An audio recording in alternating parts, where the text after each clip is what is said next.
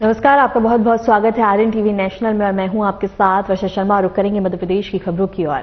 मध्य प्रदेश के मुख्यमंत्री मोहन यादव ने नई फसल के स्वागत और हर्ष और उल्लास के पावन पर्व लोहड़ी पर देश और राज्यवासी को हार्दिक बधाई दी और शुभकामनाएं दी हैं। उन्होंने अपने सोशल मीडिया प्लेटफॉर्म एक्स पर कहा कि यह पर्व सभी के जीवन में सुख समृद्धि लेकर आए और इसके साथ ही बता दें कि उन्होंने यह भी कहा कि लोहड़ी का यह त्योहार समाज में प्रेम, एकता और सद्भाव को और भी मजबूत करने का संदेश देता है। उन्होंने नागरिकों से अपील की है कि वे इस अवसर पर आपसी सौहार्द और भाईचारे को बनाए रखें।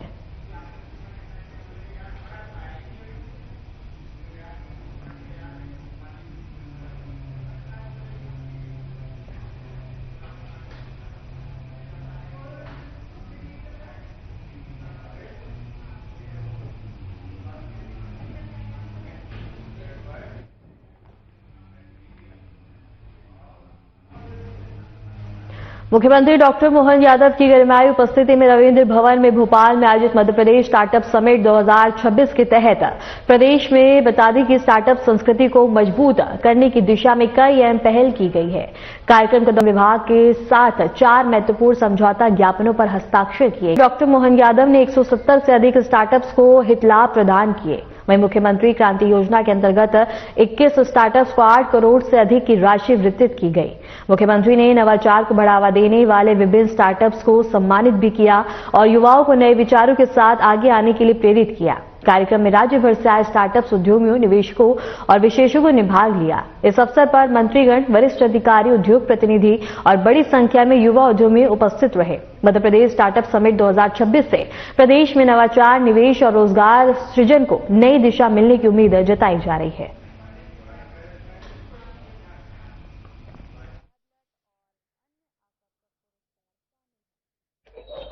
हमारे सभी स्वनाम धन्य विनीत राय जी, अंकित अग्रवाल जी, डॉक्टर अंजू गुप्ता जी, अनुराग असाटी जी, अनुभव दुबे जी, सुश्री अदिति चौरसिया जी, डॉक्टर मयूर सेठी जी, महावीर प्रताप शर्मा जी, खुशवंत जैन जी, प्रदीप करमबेलकर जी, आनंद सकलेचा जी, डॉक्टर अभय सिन्हा जी, सुश्री अर्चना जहांगीरदार, दिलीप कृष्णन जी, सावन लड्डा जी, मनीष दबकरा जी, सुश्री शाना चौहान जी और इस सभागार में मौजूद सभी स्वनाम धन्य महत्वपूर्ण हस्तीगण, आप सबको नमस्कार कर रहा हूं, आपको प्रणाम कर रहा हूं, अभिनंदन कर रहा हूं।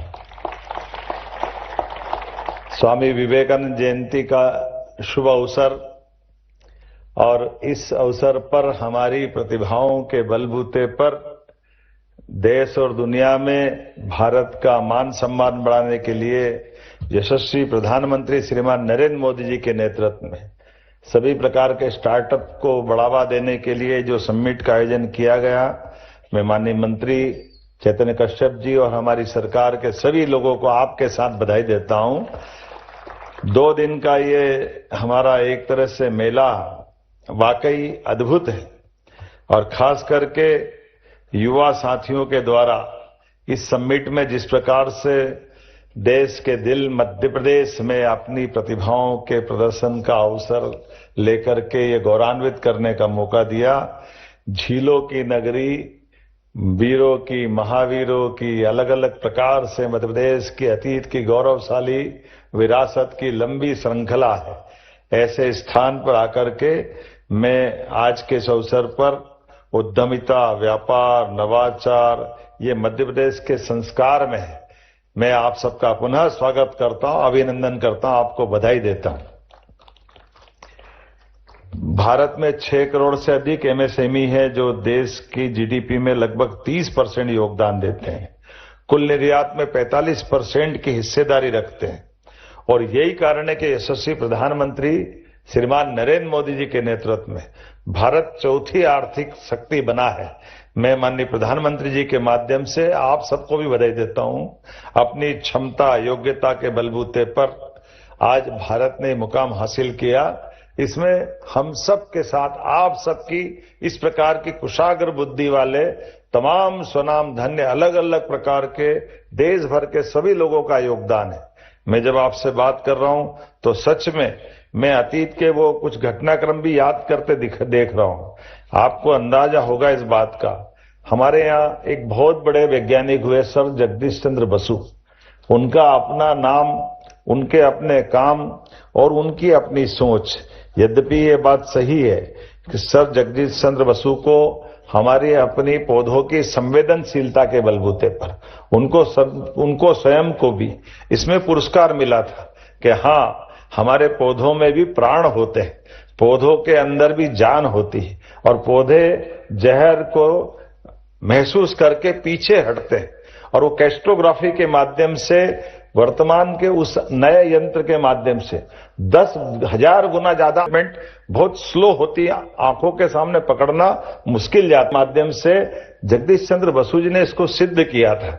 लेकिन इसके अलावा भी उनके माध्यम से 1855 के लिए खास करके ये जो माइक्रोवेव का जो कलकत्ता के अंदर टाउन हॉल में उन्होंने डेमोन्स्ट्रेशन किया, बाद में मार्कोनी ने उसको अपने पास रखते हुए बाद में नोबेल पुरस्कार भी लिया।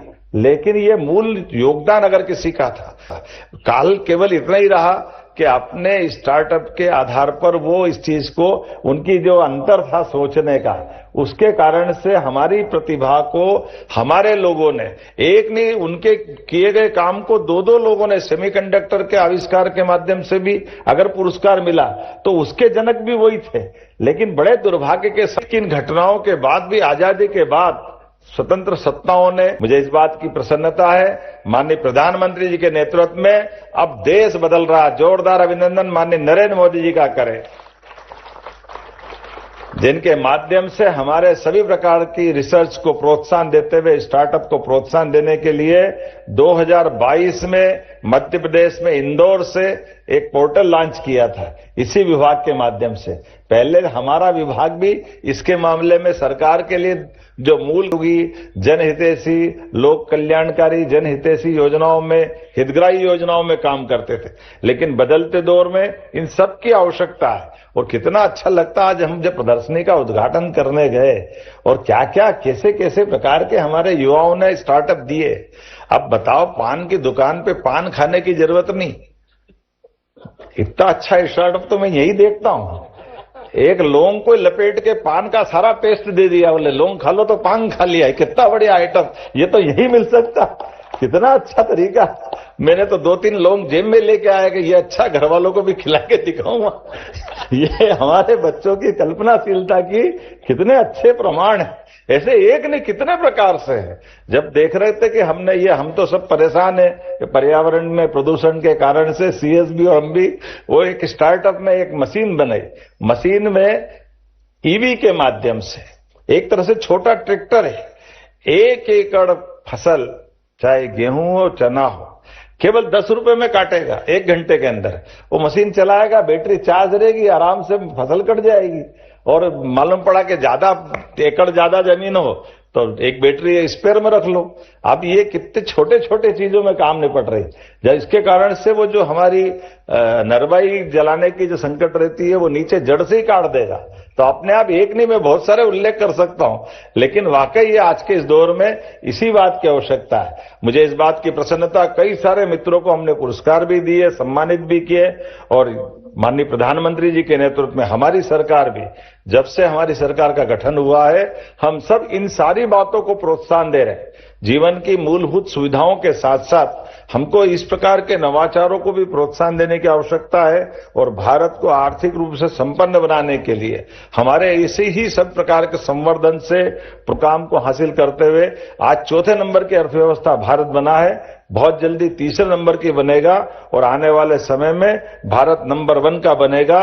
मेरी अपनी ओर से पूरे आयोजन के प्रति बधाई, बहुत बहुत धन्यवाद। भारत माता की।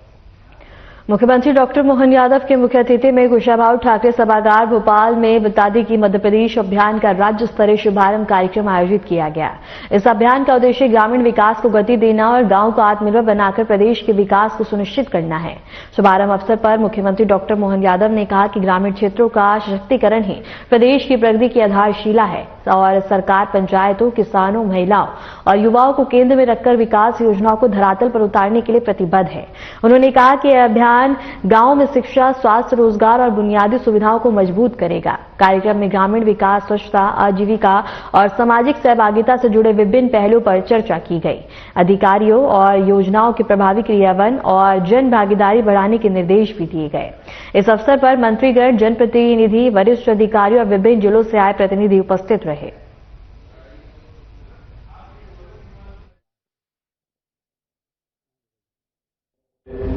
उपाध्यक्ष जन अभियान परिषद श्रीमान मोहन नागर जी, हमारे एसीएस श्रीमान अनुपम राजन जी, श्री संजय शुक्ला जी, इस अवसर पर बकुल लाल जी और आप सब स्वामी विवेकानंद की जयंती के ऊपर सर ये जो आपने कार्यक्रम बनाया, खासकर ग्रामोदय से अभ्युदय तक, सच में ये कल्पना ही बहुत सुंदर है। और इस भावना के आधार पर प्रदेश भर से अलग अलग युवाओं को ला करके जोड़ करके हमारे गांव के अंदर वास्तव में यशस्वी प्रधानमंत्री श्रीमान नरेंद्र मोदी जी के नेतृत्व में देश करवट बदल रहा है। अतीत के काल में हमारे देश के अंदर आजादी के बाद जिन जिन चीजों पे गर्व हो सकता था, जिन जिन चीजों के माध्यम से देश की दुनिया में एक अलग छवि बनती, हमारी क्षमता, योग्यता, प्रतिभा से देश की अलग प्रकार की अवस्था आती, लेकिन अतीत के घटनाक्रम में इसको अवॉइड करने का प्रयास किया और उसका दुष्परिणाम देश में भोगा। हमारे अलावा भी देश में और कई देश थे जो देश की आजादी के आसपास ही आजाद हुए, लेकिन आजादी के संघर्ष में सर्वाधिक रूप से ये युवा दिवस भी है। इसलिए मैं स्मरण करना चाहूंगा कि हमारे देश के अंदर देश की आजादी के लिए युवाओं ने मदनलाल धिंगरा, कहां जलियांवाला कांड हुआ और उसका बदला लेने के लिए इंग्लैंड तक जाकर के उन्होंने उस सैंडर्स का वध करके अपना प्रतिकार दिया।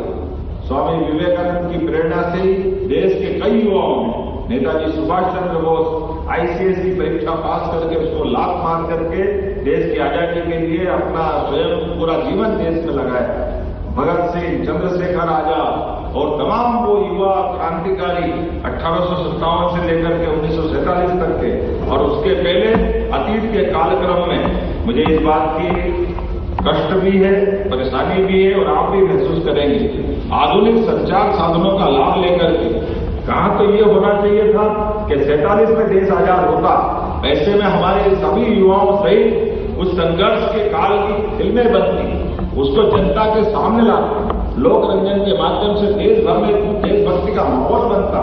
लेकिन दुर्भाग्य से आजादी के बाद पंडित जवाहरलाल नेहरू ने केवल अपने ढंग से, जिस ढंग से देश के अंदर अतीत को भुलाने का पाप किया, बड़ा कठिन दौर था, लेकिन अतीत के अंदर जिन युवाओं ने योगदान दिया उनके लिए कोई उल्लेखनीय अलग प्रकार का माहौल नहीं बनाया गया। वो तो भलाओ मनोज कुमार का, जिसने उपकार, शहीद, क्रांति ऐसे कई प्रकार की फिल्में अपने बलबूते पर बना करके देश के अंदर एक देशभक्ति का माहौल बनाए रखा।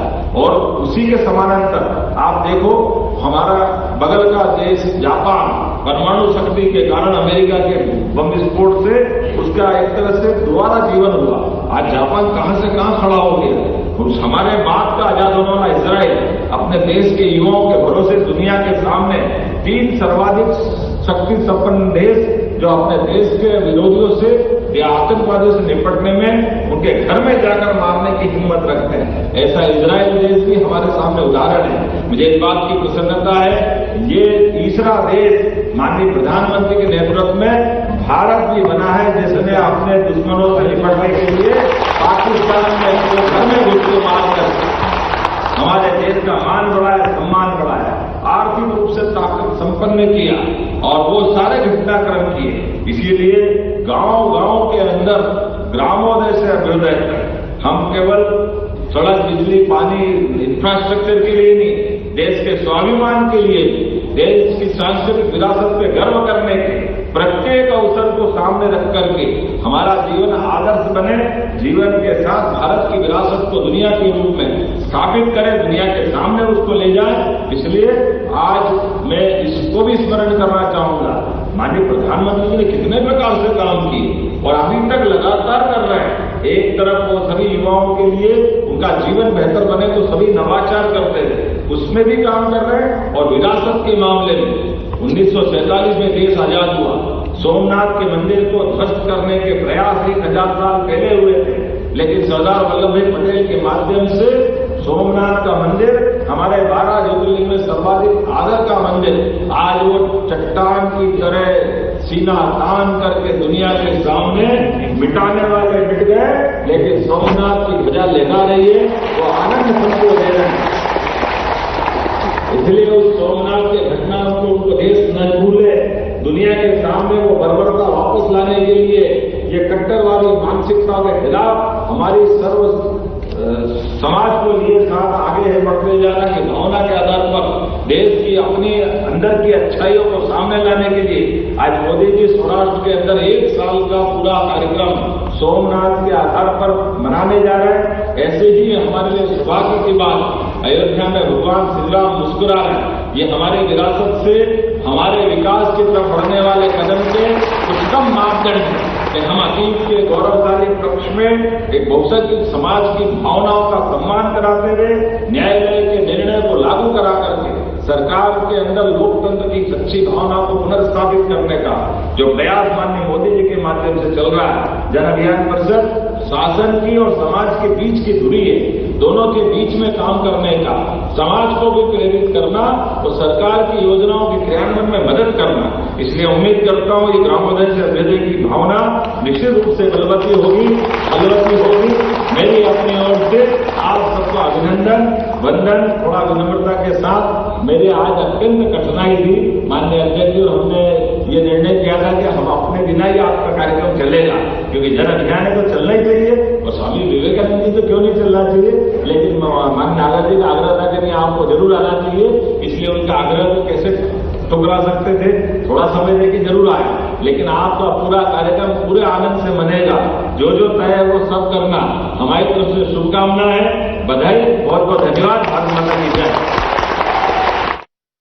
मध्य प्रदेश के शाजापुर जिले में सुरक्षा को लेकर पुलिस प्रशासन ने सख्त कदम उठाए हैं। शाजापुर पुलिस ने बता दें कि डोर के उपयोग, बिक्री, भंडार और परिवहन पर पूर्ण प्रतिबंध लगाने संबंधी कड़ा निर्देश जारी किया है। यह कदम बता दें कि डोर से होने वाली दुर्घटनाओं और जनहानि की आशंकाओं को देखते हुए उठाया गया। पुलिस अधिकारियों के अनुसार डोर आमजन के लिए गंभीर खतरा साबित हो सकती है, जिससे पहले भी कई हादसे सामने आ चुके हैं। प्रतिबंध के बावजूद यदि कोई व्यक्ति डोर का उपयोग या कारोबार करता पाया गया तो उसके खिलाफ कड़ी कानूनी कार्रवाई की जाएगी।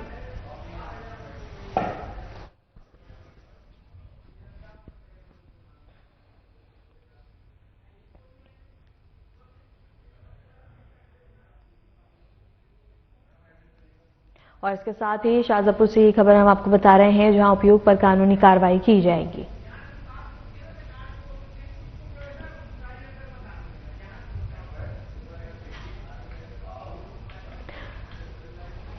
आईपीएस कैडर रिव्यू में हो रही देरी को लेकर बड़ा आदेश आया है। केंद्रीय प्रशासनिक न्याय अधिकरण सीएटी ने राज्य पुलिस सेवा के अधिकारियों को राहत दी है। सीएटी ने केंद्र और राज्य सरकार को साफ निर्देश दिया है कि 120 दिनों के भीतर अतिरिक्त आईपीएस कैडर रिव्यू पर पूरा किया जाए और इसके साथ ही अधिकारियों की प्रशासनिक संतुलन प्रभावित हो रहा है। अब इस आदेश के बाद सरकारों पर समयबद्ध कार्रवाई का दबाव बढ़ गया है।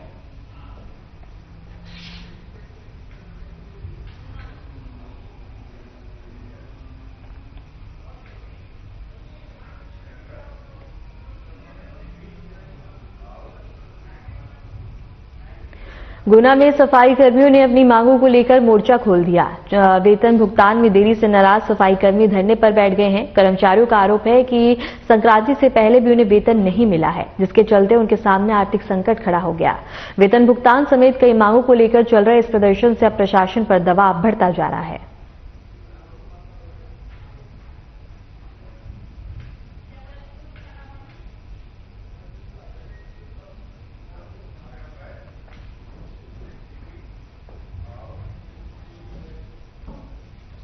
जबलपुर से हैरान कर देने वाली तस्वीर सामने आई है। यहां शराब के नशे में धुत 3 महिलाओं ने खुलेआम जमकर उत्पात मचाया।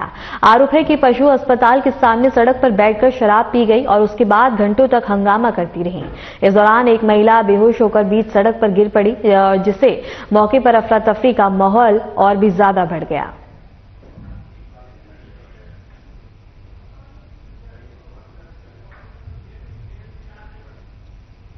और जबलपुर से ये खबर हम आपको बता रहे हैं, जहां 3 महिलाओं ने बता दें कि उत्पात मचाया है। यहां नशे की धुत में यहां महिलाएं नजर आई हैं और इस दौरान बता दें कि सड़कों पर अफरा तफरी का माहौल पैदा हो गया।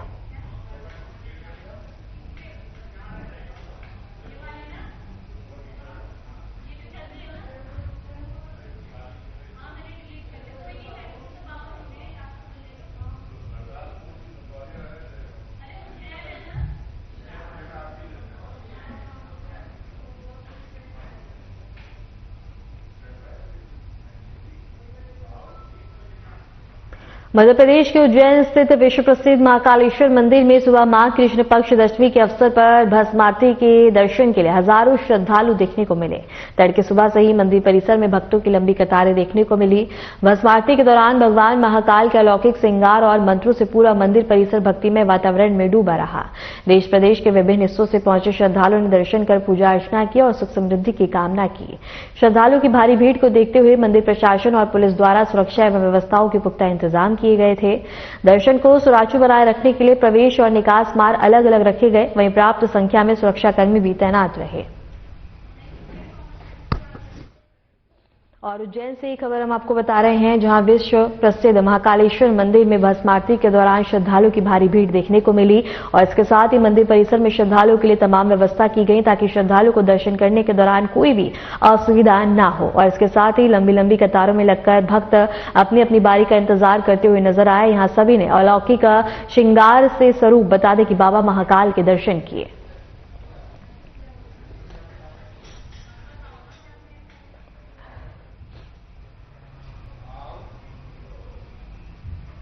फिलहाल के लिए मध्य प्रदेश की तमाम खबरों को जानने के लिए देखते रहिए RNTV नेशनल।